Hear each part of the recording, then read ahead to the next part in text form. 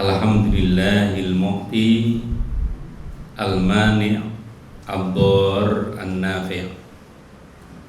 Segala puji hanya milik Allah yang memberi, yang menahan untuk tidak memberi, yang memberi madarat maupun memberi manfaat. La ilaha ghairu wa la rabba siwa.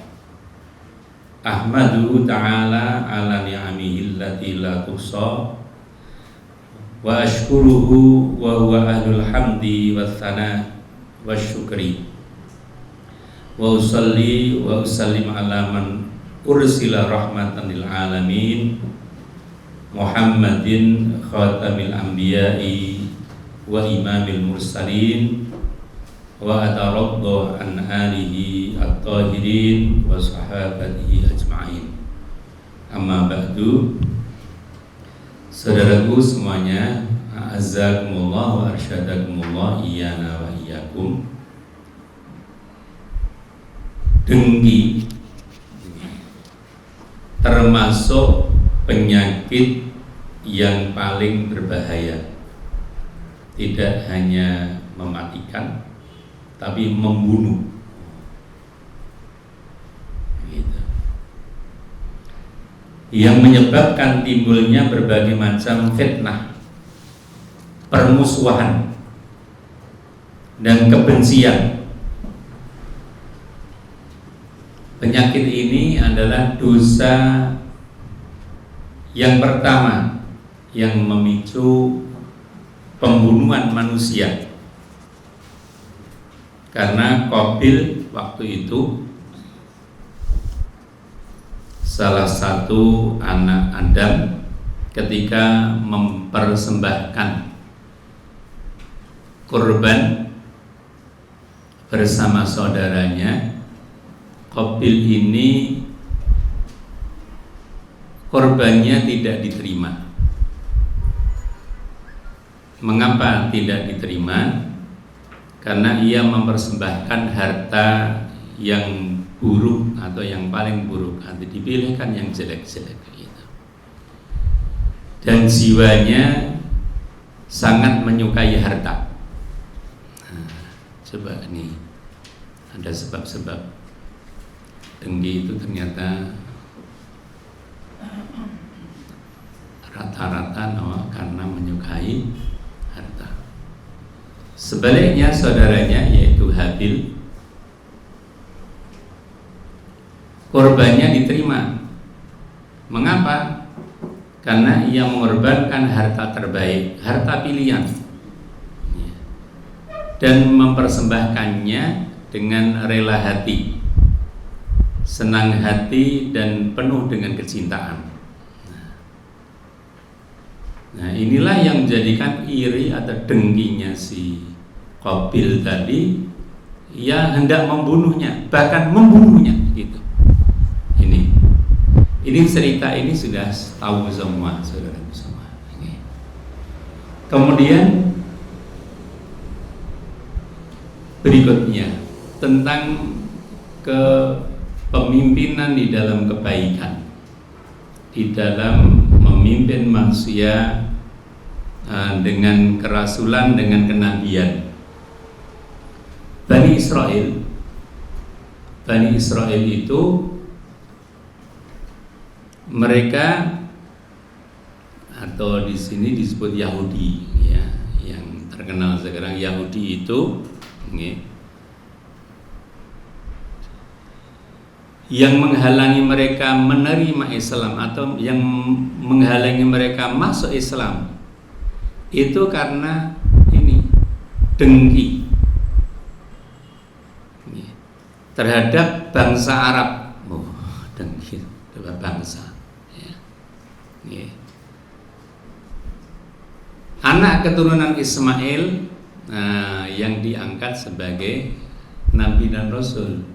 Sedangkan selama ini sudah lama sekali itu Nabi Rasul itu dari kalangan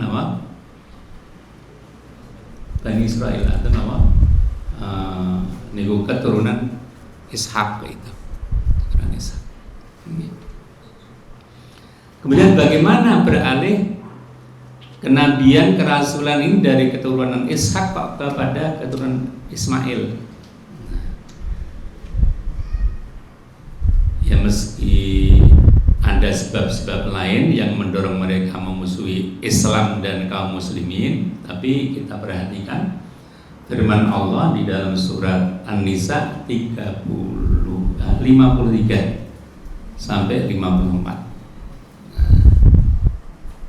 An-Nisa 53 sampai 54. A'udzubillahi minasyaitonirrajim.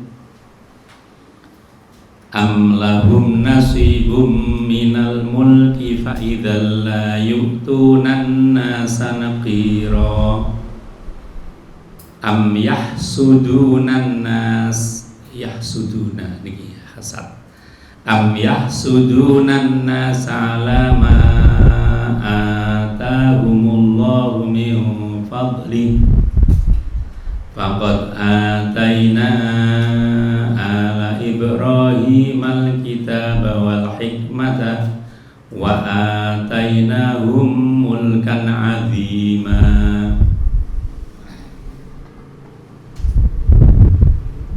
Ataukah mereka mempunyai bagian dari kerajaan atau kekuasaan?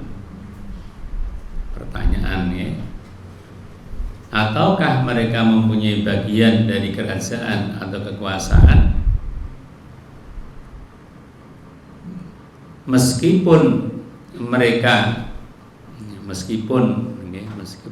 itu punya kerajaan, ya, mereka tidak akan memberikan sedikit pun kebajikan tadi kepada manusia. Nah, ini hasadnya di sini. Nah, seandainya mereka dari rojo mempunyai kekuasaan, tidak mungkin, tidak akan diberikan sedikit pun kepada orang lain. Nah, ataukah mereka dengki kepada manusia, kepada orang lain? Ini Nabi Muhammad yang maksud. Ataukah mereka dengki kepada manusia, kepada Muhammad, karena karunia yang telah diberikan Allah kepadanya? Nabi Muhammad itu bukan diberi kerajaan, bukan diberi kekuasaan seperti itu, ya. Beliau kenabian, kerasulan gitu.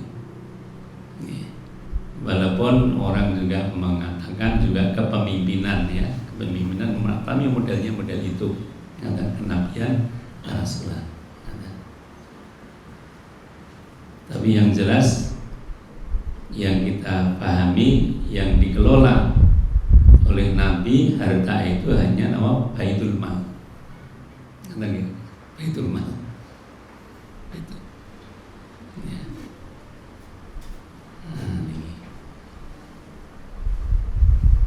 Saya ulangi, ataukah mereka dengki kepada manusia, kepada Muhammad, karena karunia yang telah diberikan Allah kepadanya?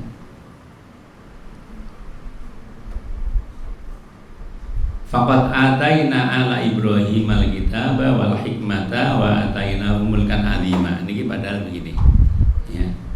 Sungguh kami telah memberikan kitab dan hikmah kepada keluarga Ibrahim.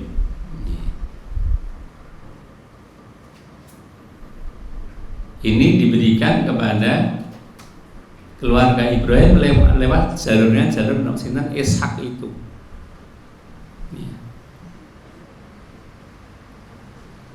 Kitab dan hikmah kepada keluarga Ibrahim selama ini, gitu loh. Dan kami telah memberikan kepada mereka kerajaan yang besar. Justru kerajaan itu besar ketika rajanya Raja Daud,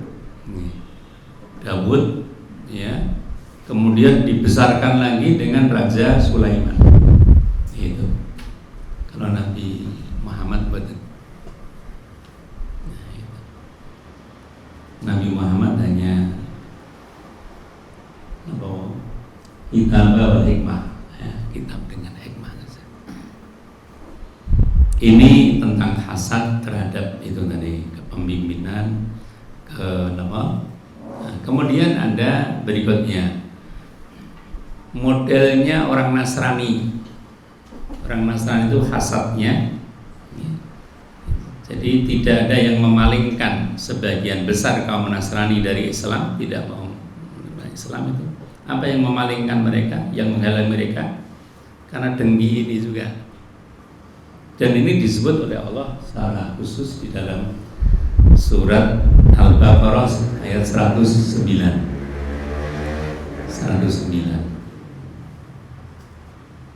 A'udzu billahi minasyaitonir rajim. Wadda katsirun min ahlil kitabi law yaruddunakum min ba'di imanikum kuffara hasadan. Nah ini hasadan ketemu dengan mim, hasadam min indi anfusihim min ba'di ma tabayyana lahumul haqq fa'fu wasfahu hatta ya'tiyallahu bi amrih innallaha ala kulli syai'in qadir. Banyak di antara ahli kitab menginginkan sekiranya mereka dapat mengembalikan kamu setelah kamu beriman.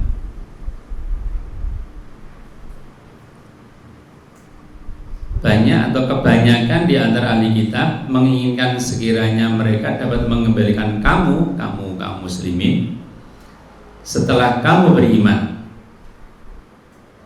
menjadi kafir kembali, hasadan min indi anfusihim, karena rasa dengki dalam diri mereka.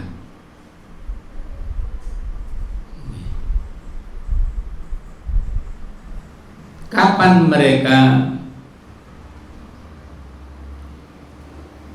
dengki itu? Min ba'di ma tabayyana lahumul haqq, setelah kebenaran jelas bagi mereka. Hak itu Islam. Setelah Islam itu yang dibawa Nabi Muhammad itu benar-benar itu dari Allah. Dan Islam yang dibawa Nabi Muhammad adalah Islam yang dibawa para Nabi Rasul sebelumnya.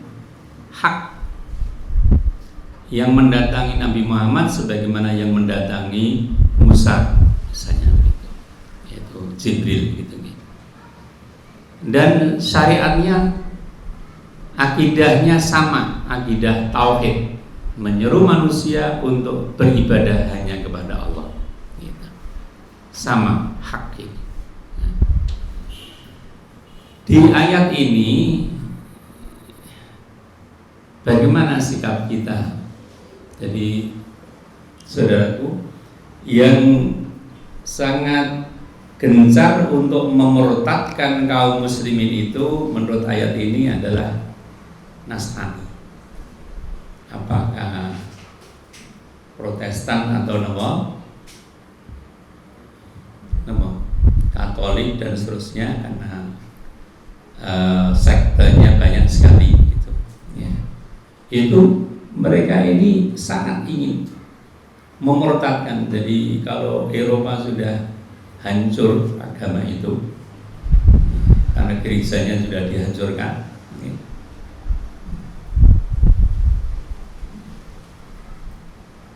Kemudian ya, yang di Indonesia ini, di Afrika itu, nah itu mereka gencar untuk memurtadkan kaum muslimin dari agamanya. Kalau tadi Yahudi itu tidak disebutkan gitu. Tapi bagaimana sekarang sikap kita oleh Allah di sini? Allah hanya mengatakan fa'fu gitu. Pripun iki? Kok orang buat bingung. Fa'fu wasfahu. Maka maafkanlah, berlapang dadalah. Kita jangan hasad juga, maafkanlah dan berlapang dadalah. Bagaimana kita orang Islam itu bisa memaafkan, bisa lapang dada Solusinya apa itu? Banyak membaca Quran, mendalami Al-Quran, pahami Islam ini dengan sebaik-baiknya, dengan sungguh-sungguh.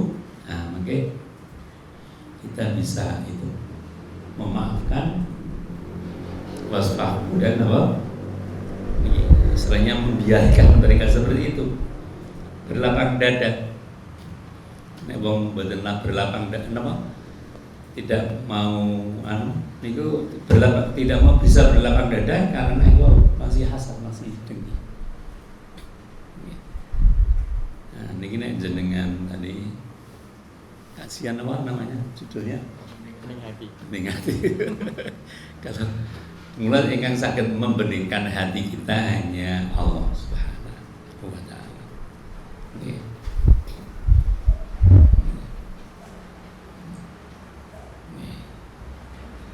Wala tuzakku anfusakum, innallaha yuzakki man yasha.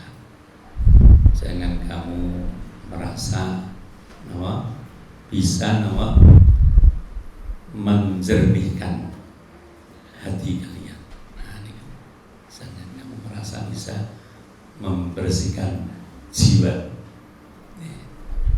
Akan tetapi Allah lah yang bisa membersihkan, menjernihkan hati kita, membeningkan hati kula nasami. Menawi kula nasami tidak membaca Al-Quran, tidak banyak membaca Al-Quran, tidak banyak membaca Al-Quran, mendalami Al-Quran itu menampunten. Karena caranya selain zikir beribadah, zikir yang paling efektif, yang paling banyak paling banyak pahalanya, kebaikannya dalam bahasa Quran. Ya. Apalagi bisa bisa memahami, mendalami itu isinya, sholat dan seterusnya. Baik. Namun tadi yang menghadapi orang Yahudi seperti apa? Orang Yahudi tadi dalam niki tidak ada solusi. Sampai ayat yang kita baca tadi nggak ada solusi. Orang Yahudi itu memang bangsa yang meyakini superioritasnya tinggi dan menganggap yang lain itu nomor 2. Derajat selain Yahudi itu seperti binatang aja, boleh dibunuh gitu. Itu itu Yahudi. Semacam itu.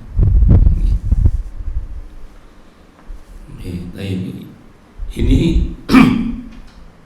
kebenaran yang dimaksud dalam ayat ini, lahumul haq nih, min ba'di ma tabayyana lahumul haq.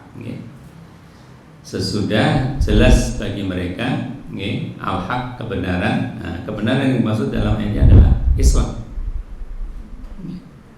Islam adalah agama kebenaran yang dari Allah, dan Allah tidak akan menerima agama selain Islam ini.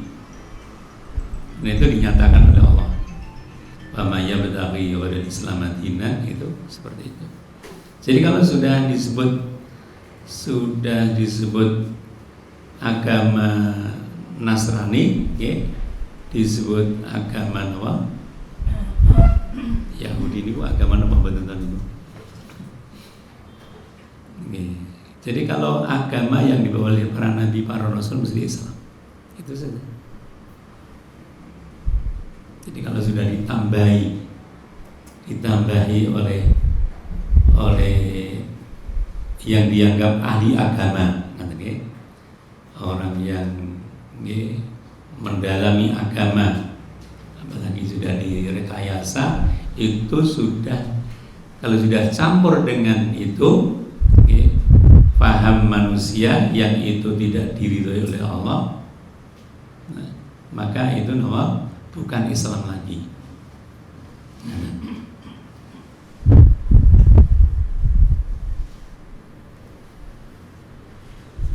Kemudian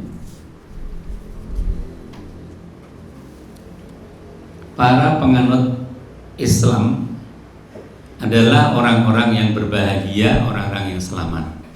Untuk ini tentang tadi Yahudi Nasrani ini kita ingatkan, orang yang menganut Islam itu akan bahagia, selamat. Sementara yang tidak mau Islam, ya, tadi Yahudi tidak mau Islam, Nasrani tidak mau Islam, akan celaka, ya, dan rugi itu.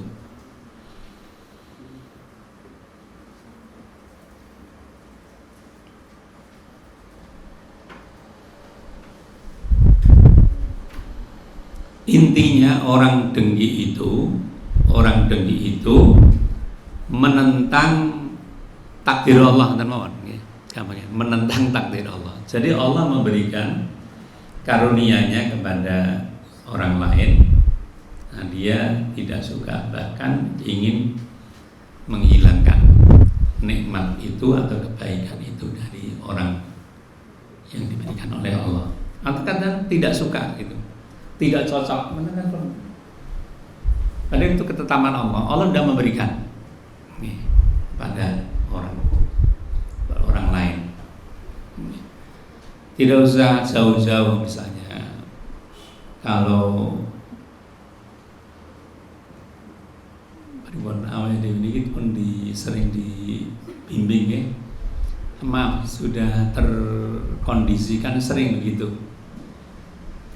Jangan-jangan awal dia ora cocok bener bener. Kalau sing diangkat jadi lurah itu terkadang orang yang kita tidak cocok. Tapi kalau sudah jadi, sudah. Ngomongnya presiden kan, ya. Presidennya sing pripun Mas? Jenengan. Kita tidak cocok misalnya. Tapi ternyata sudah sekarang jadi gitu. Malah 2 periode kita misalnya. Gimana itu takdir Allah itu, walaupun caranya sudah diakui itu tidak benar. Nah, kalau sudah jadi, sudah Islam begitu.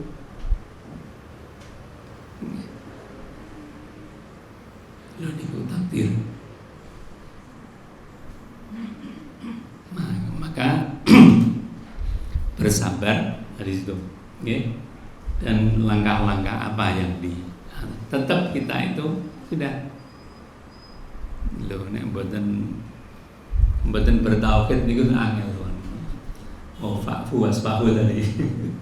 Maafkanlah dan berlapang dada, itu ternyata angel.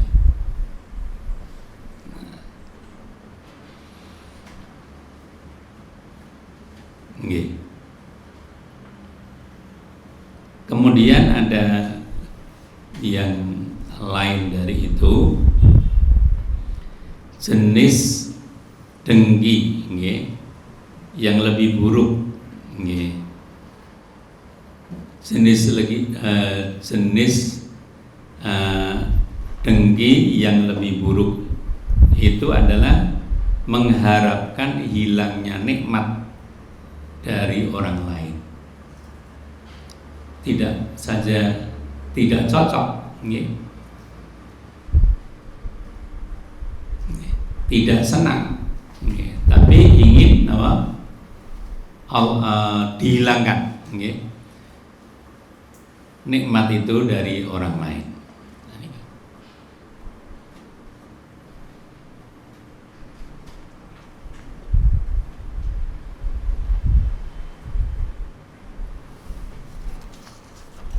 Ada contoh, ya, ini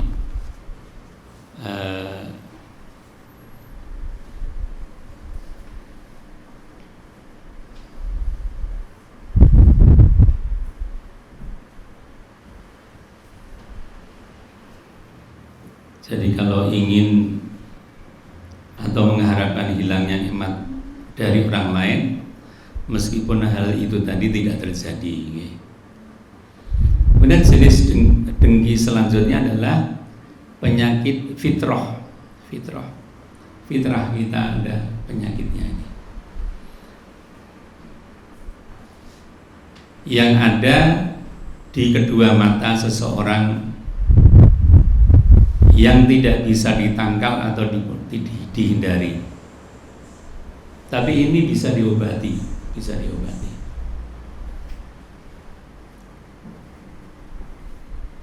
Yaitu ketika seorang melihat sesuatu yang membuatnya kagum.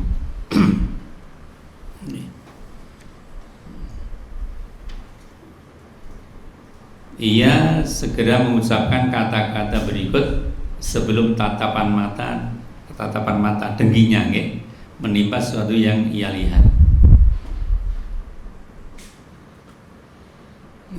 Misalnya saya melihat rumahnya Ustadz itu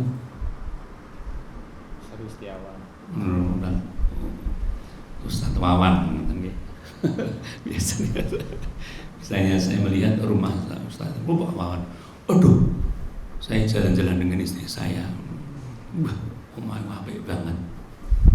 Saya misalnya gitu, itu kudune membaca, mengatakan Masya Allah,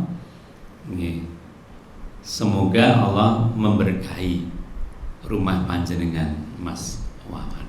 Itu begitu. Buat teman kagum terus apa? Wah, ini kena kagum saja itu nanti melihat itu tinggi.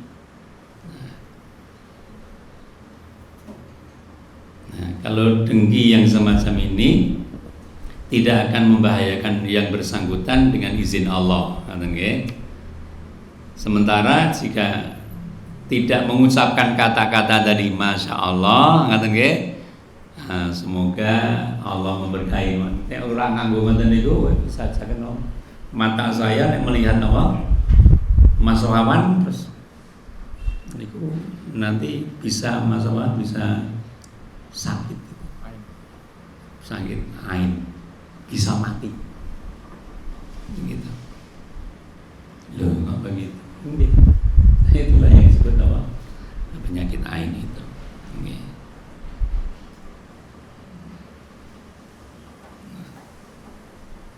Kalau cara niki ada cara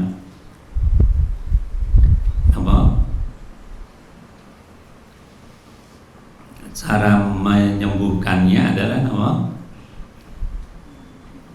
supaya membasuh bagian-bagian ujung tubuhnya, membasuh bagian tubuh di balik sarung, lalu memercikkan air sisa basuhan tadi tersebut pada orang yang terkena tatapan mata dengki tadi. Maka dengan izin Allah ia akan sembuh. Nah, inilah obat manjur yang diajarkan Nabi Muhammad SAW. Dan itu hadis nih. Nah, kemudian ada yang ini namanya ripoh. Dengki yang tidak berbahaya, tidak membawa dosa pelakunya, niku ripoh. Kalau seorang melihat orang yang punya ilmu, ya, kemudian dengan ilmunya dia mengamalkan ilmu, kemudian mengajarkan ilmu, murah di dalam mengajarkan ilmu, ini boleh kita dengki semacam ini. Dengkinya kan tidak ingin menghilangkan ilmunya, tapi kalau saya punya ilmu atau saya diberi ilmu seperti itu, saya akan beramal seperti itu.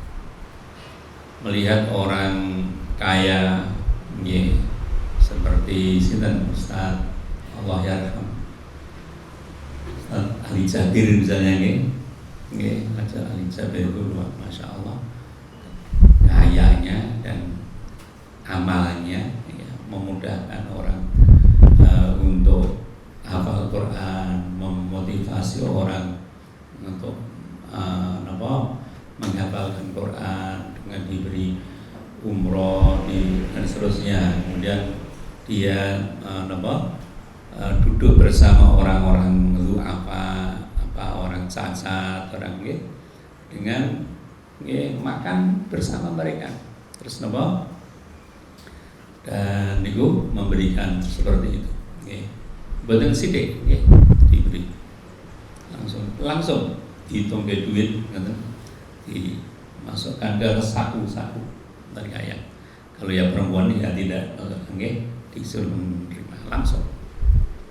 Nah, kalau kita iri atau dengki terhadap mereka ini, kalau nanti saya kaya, nanti saya dimudahkan oleh Allah mendapatkan harta, niku saya akan melakukan seperti itu boleh. Nah, ini namanya rimtoh, ini rimtoh. Tapi nek jenengan mau guru mawon, mboten ra iso iki. Nyunaun jenengan mau dadi guru, apa malah guru SDIT ngoten nggih. Ora iso kaya ngene. Ngendon-ngendoni. Kayaknya di akhirat nanti. Kenapa? Kayaknya di akhirat. Oh ya di akhirat. Niku harus. Niku jelas karena motivasi kita sana. Nggih, kecuali jenengan nyambi. Nyambi itu sampean. Apa aja dibalik nggih. Aja guru tinggo sampean napa? Jangan gitu. Jangan dibalik.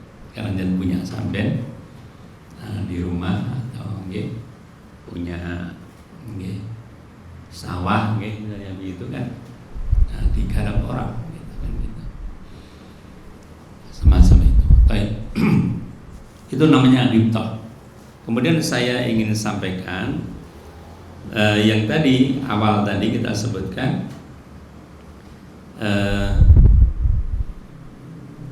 biasanya itu karena orang itu sudah merasa punya harta. Nah itu biasanya. Niku terus menjadikan ingin monopoli, kata orang ingin monopoli. Nah, niki sadase wow. Sinten niku Yahudi, Nasrani itu karena sudah menguasai niku. Nah, maka orang lain maaf di dalam beragama maaf ini jadi penyakit itu belum dasar nih kalau tidak hati-hati. Kalau kita ini sudah menjadi pemimpin atau katakanlah organisasi seperti saya, ketua PJN, misalnya begitu, itu nanti kalau saya itu rakus terhadap aum amal sama dia itu menghasilkan duit kata nggih. Nah terus nanti kita pandangan hidupnya atau pandangannya hanya karena tanda kemajuan, bener, tanda kemajuan amal usaha itu kalau mempunyai kekayaan yang yang banyak. Perlu niku pun tak dirusak niku. Mboten perkara garis khitahnya Muhammadiyah niku khitah napa? Nggih, khitahnya kita dakwah amar bil ma'ruf nahi anil munkar. Kalau lupa dengan itu nanti akan menjadi karena ini kok mudah hasad kita ini. Misalnya teman dari Nahdlatul Ulama enten napa terus kita jadi hasad. Enggak benar begitu. Enggak benar namanya itu. Landanya berhati-hati, okay. Nah, ada ayat yang Allah mengendikakan tentang itu, okay.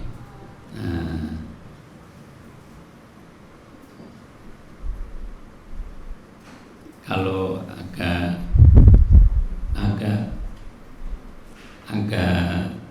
lengkap niku surat Asyura ayat 25 sampai 28. Oke. 25 28. Niku lengkap. Oke. Tapi saya ngambil yang niki. Yang 27 saja. walau basatallahu rizqa li ibadihi la baghaw fil arabi walaki yunazzilu biqadari ma yasha innahu bi'ibadihi khabirum basir. Walau basatallahu rizqa li ibadihi, ini biasanya secara umum itu wong hasad niku nek melihat kekayaan dimiliki oleh orang lain kata mawon niki. Nah, Allah ngertikan seandainya Allah melapangkan rizki untuk hamba-hambanya, niscaya mereka akan bagau. Niscaya mereka akan melampaui batas. Perhatikan, niki belajar singkat mawon. Seandainya Allah basato, niku kan melapangkan ya. Ar-rizqa, ya rizki li ibadi untuk hamba-hambanya. La bagau, niscaya mereka bahwa jadi buat ya, melampaui batas fil ardi di muka bumi. Sikapnya melampaui batas di muka bumi. Nah, ini.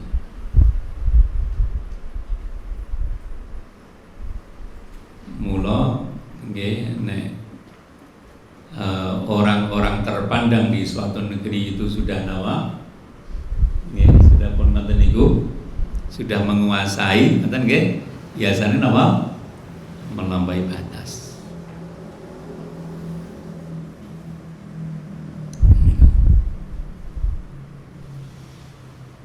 Dan itu kalau sudah begitu biasanya terus niku membuat kerusakan, nah, maka Allah akan membinasakan.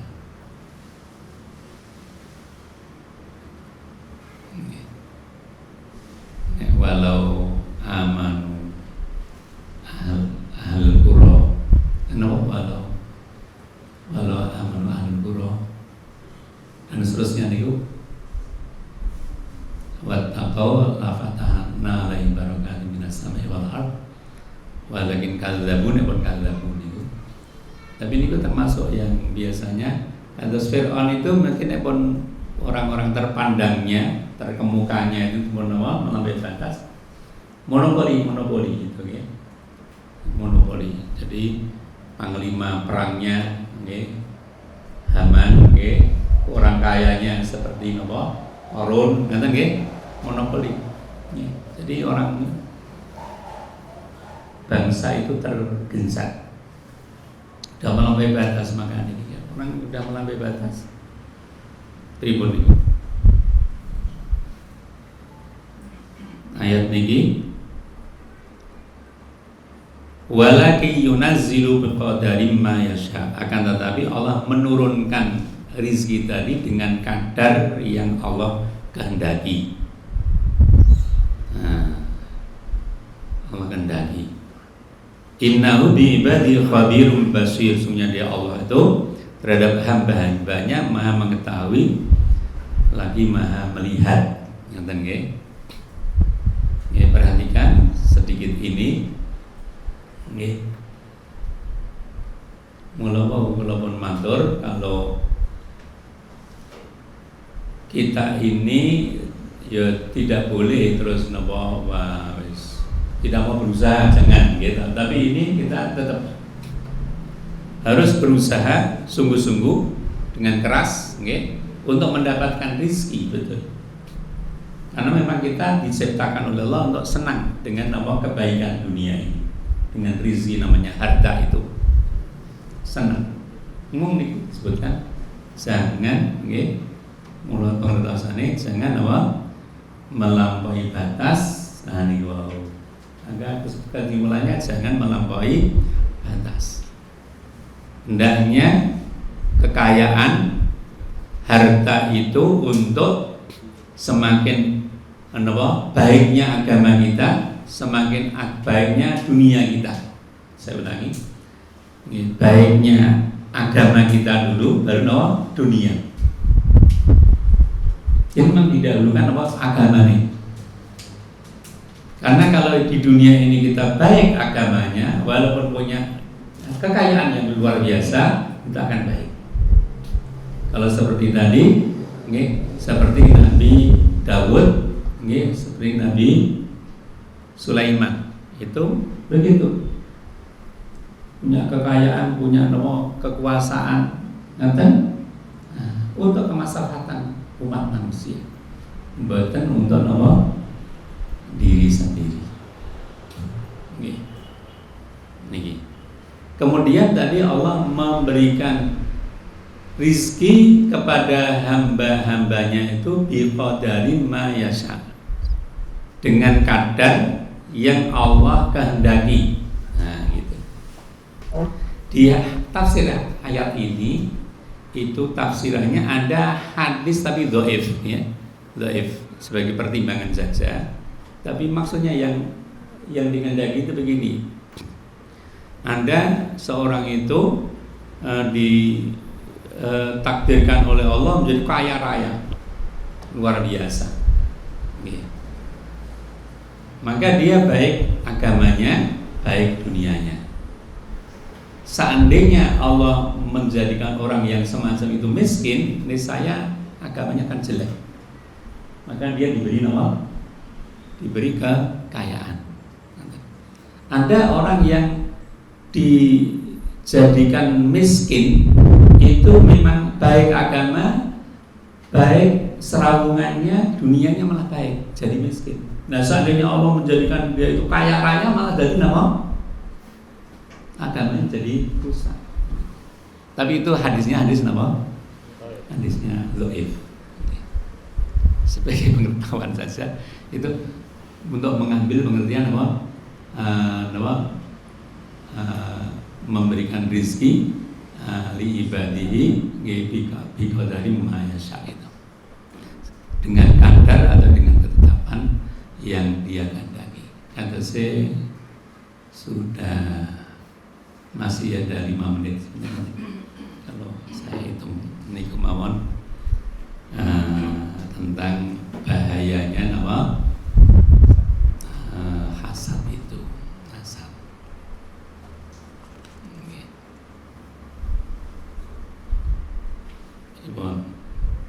Obong-obongan pasar-pasar niku mergo hasad nambah badan.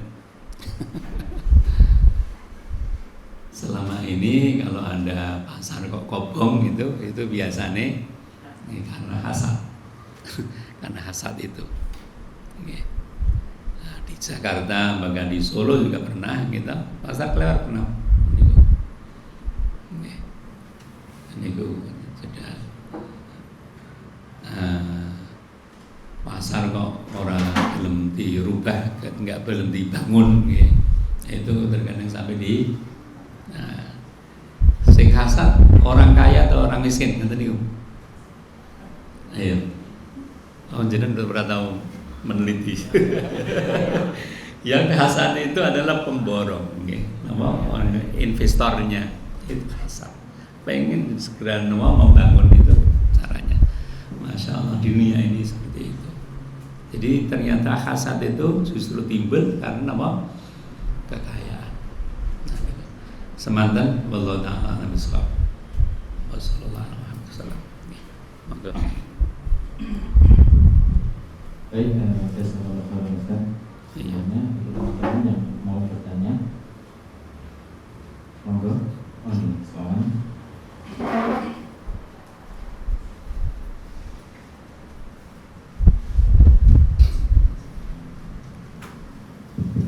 Baik, terima kasih. Assalamualaikum warahmatullahi wabarakatuh. Waalaikumsalam warahmatullahi wabarakatuh. Mohon maaf Ustaz, mungkin ini di luar tema, tapi mungkin secara tidak langsung bisa terkait dengan tema.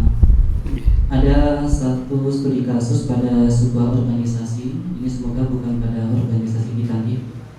Dalam sebuah organisasi hendaknya setiap personel ini memiliki visi, misi, dan gairah yang sama, serta semangat persatuan dan kesatuan, serta dengan penuh tanggung jawab melaksanakan tupoksi masing-masing untuk mencapai tujuan organisasi, sehingga tidak boleh adanya gap-gapan dan kelompok-kelompok kecil yang memisah dari organisasi utama dengan giroh yang lain yang dapat membahayakan keberlangsungan organisasi.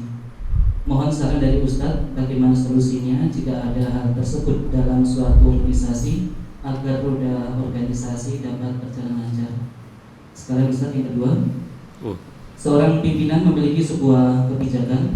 Kebijakan tersebut dibuat sedemikian rupa dengan berpikir keras, mempertimbangkan maslahat serta mudaratnya, di mana maslahat lebih banyak daripada mudaratnya, serta dengan asas keadilan karena memang melibatkan banyak orang. Namun masih ada personil yang sering komplain tanpa alasan atau hujah yang kuat atau logik terhadap kebijakan tersebut.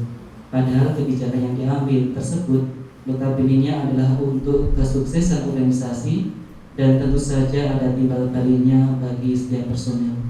Bagaimana solusinya Ustaz agar permasalahan tersebut tidak membudaya karena hal tersebut akan mengganggu stabilitas organisasi. Terima kasih. Assalamualaikum warahmatullahi wabarakatuh. Waalaikumsalam. Oke. Baik. Yang pertama tadi saya menangkap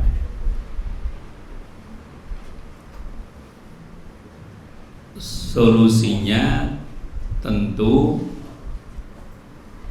organisasi apapun, okay, kalau dia merupakan bagian dari itu, bagian dari organisasi itu atau menjalankan, menjalankan amal usaha lah, amal usaha organisasi itu hendaknya memahami dengan khitoh organisasi itu satu. Khitohnya dipahami. Kalau belum paham ya dibaca berulang-ulang gitu nih. Karena ada kenapa ADART nggih? Bener. Itu dibaca berulang-ulang. Kemudian kalau di dalam organisasi Islam saya rasa itu tadi yang lebih total, lebih menyeluruh ya Qur'annya tadi. Semakin banyak membaca Al-Quran. Mudahnya beginilah misalnya, maaf, misalnya, ini Ustaz Hari,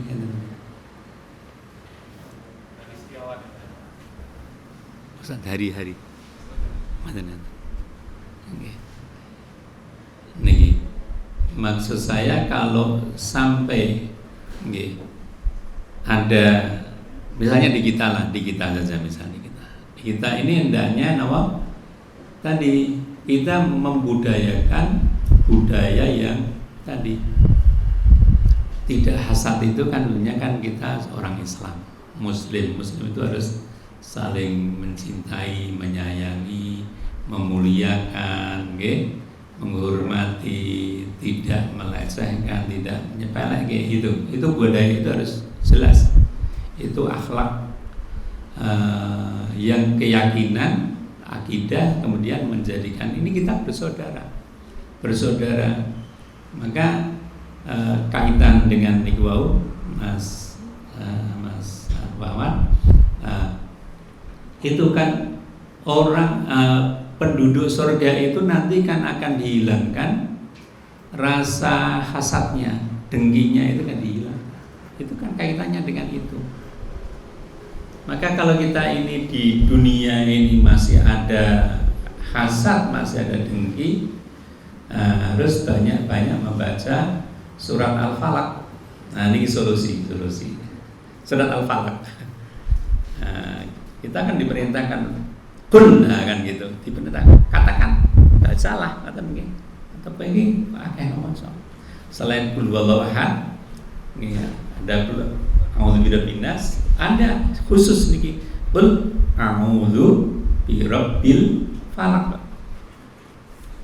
Katakanlah, mengatakan apa? Aku mohon perlindungan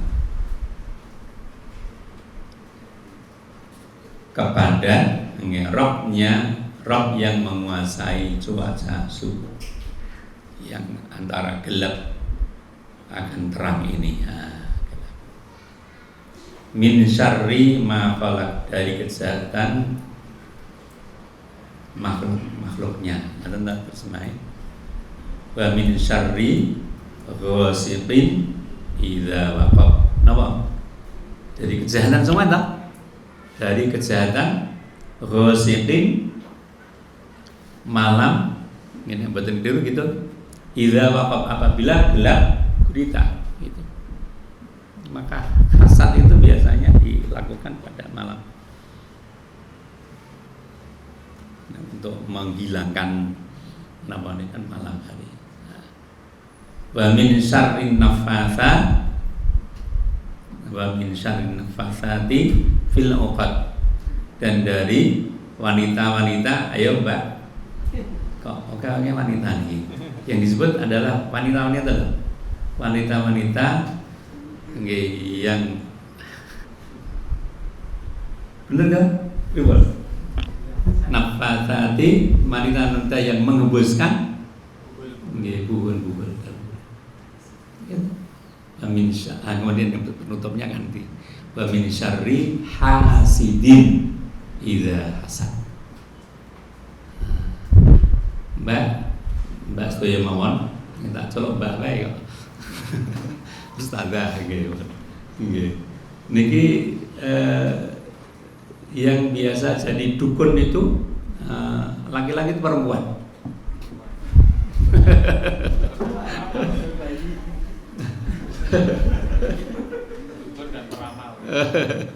Nggih.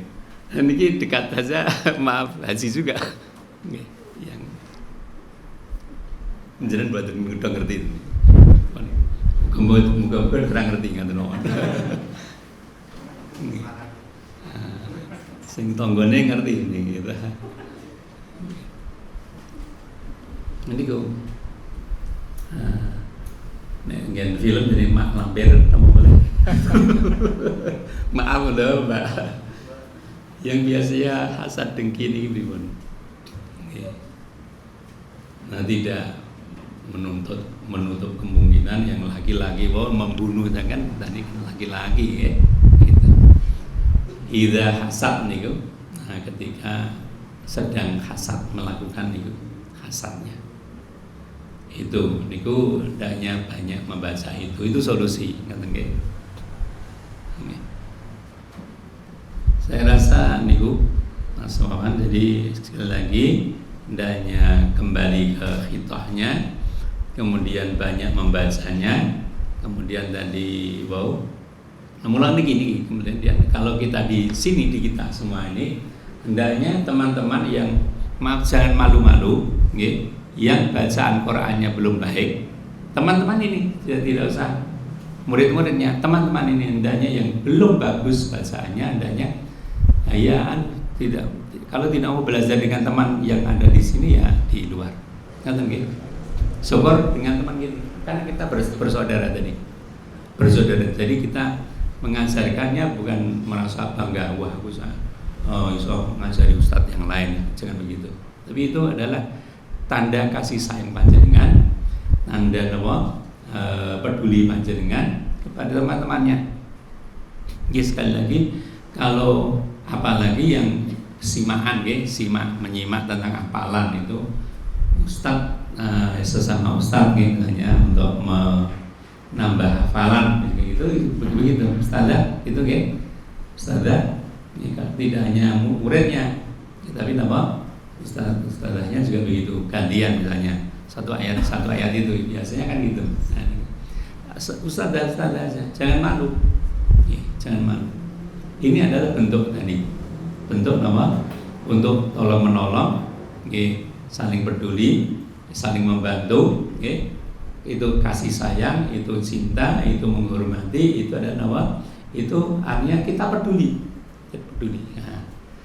Kemudian yang kedua kata saya sudah itu saja, dijawab dengan itu saja, semantan hanya. Wallahu ta'ala a'lam bishawab. Monggo, ada yang lain?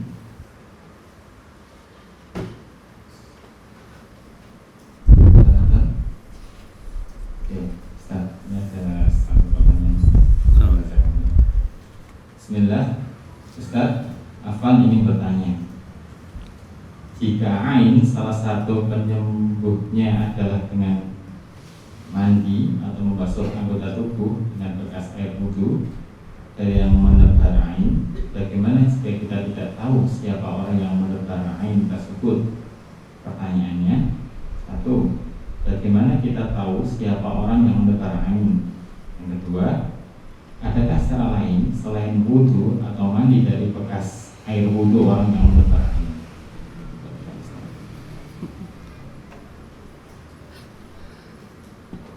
Pertanyaannya kok angel-angel ya. Nggih. Itu bahan diskusi panjenengan saja, nggih. Bahan diskusi saja. Nggih. Jadi jawabannya jenengan diskusikan.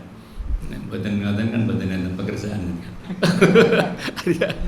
Nek kula jawab, saya untuk mendalami perkara itu saya baca ini saja gitu. Hadisnya saja. Tapi solusi tadi, solusi yang paling gampang itu kalau kita masih kita sendiri masih hasad itu, solusinya nama niku surat nama Al-Falaq.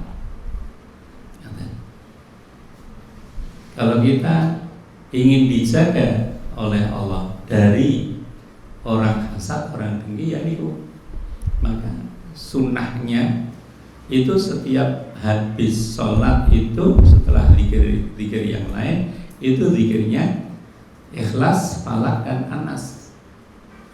Sekali-sekali. Hanya yang 3 kali itu pada subuh kali pada maghrib. Itu jadi perubahan dari gelap ke terang, dari terang ke gelap itu 3 kali. Nah, itu tidak usah, kalau saya menyarankan ya, orang ngerti ya sudah, tidak usah mencari-cari. Mungkin kita ada fitnah tadi, kita suka di dalam masyarakat itu. Maka kita ada sudah solusi dari Allah Subhanahu Wa Taala itu. Maka sebelum tidur juga ada. Sebelum tidur malah dengan cara khusus. Nih, sebelum tidur ada cara khusus ya, dengan diembuskan ke tangan ya, kemudian diusapkan tadi ya. Jadi setelah ayat kursi ngaten nggih, nah, kemudian qul huwallahu ahad sampai selesai diembuskan, langsung diusapkan bisa, atau 3 kali dulu nggih. Qul huwallahu ahad 3 kali nggih, kemudian diusapkan. Qul a'udzu birabbil falaq napa 3 kali, kemudian diusapkan nggih, yang bisa dijangkau oleh napa tangan. Mulai aja sila nggih, kata sila bersila nggih, duduk sila niku. Apalagi kan kita juga di sunahkan untuk sebelum tidur pun kan dalam kondisi napa bersih, berwudu. Nah, maka di situ menghadap kiblat, dan itu sudah diusapkan. Nah, kemudian baru tidur nama berdoa untuk tidur. Nah, jadi sebelum doa tidur nama melakukan bacaan itu. Nek mengke panjenengan surat Al-Mulk apal tambahan 30 ayat. Nah, tambahan meleh dengan apa? Hafal meleh as-sajdah. Alif lam mim as-sajdah. 30 ayat juga. Nek apa? Nek orang ini bahwa cukup pun dengan itu saja. Niku mungkin ndak saya kosong ya. Nah, kita sampaikan semua. Nah, niku pun mungkin di sebab khusus untuk dengan diskusi ya, pengajian yang akan datang diskusi ini kok. Ngaten wallahu ta'ala bisawab. Wassallallahu ala Muhammadin wa sallam. Assalamualaikum warahmatullahi wabarakatuh.